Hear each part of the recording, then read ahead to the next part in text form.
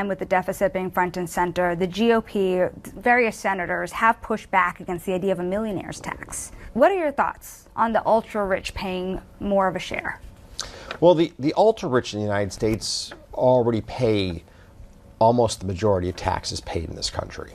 So there's clearly the ability to revert back to the tax regime that we, for example, saw in the Obama administration. The question is, does that start to discourage growth?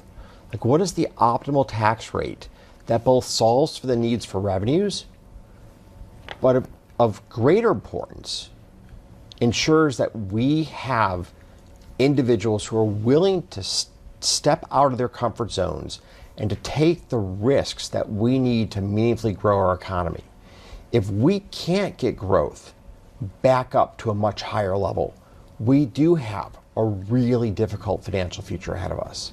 I want to go back to something you said a little bit earlier, this notion that it's hard to see whether this is a one-time hit to inflation or whether it's more persistent. Ultimately, what do you think? I mean, ultimately, any effort to force manufacturing back onshore into the United States is going to be inflationary. There's no doubt about it. And what frustrates me on this is that one of the reasons that Trump won the election was the American people had had enough inflation.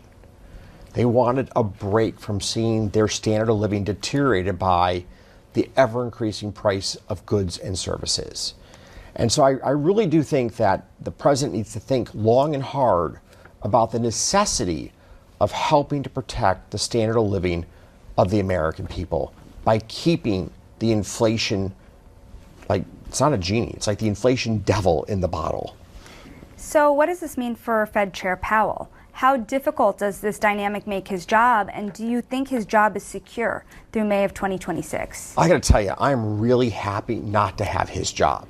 Like, he is the biggest no-win job in the country, because through the lens of hindsight, we will always be able to second-guess every single decision he makes.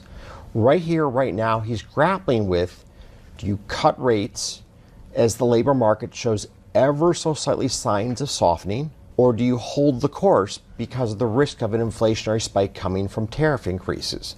He's going to have to make that decision based upon evolving policies over the weeks ahead.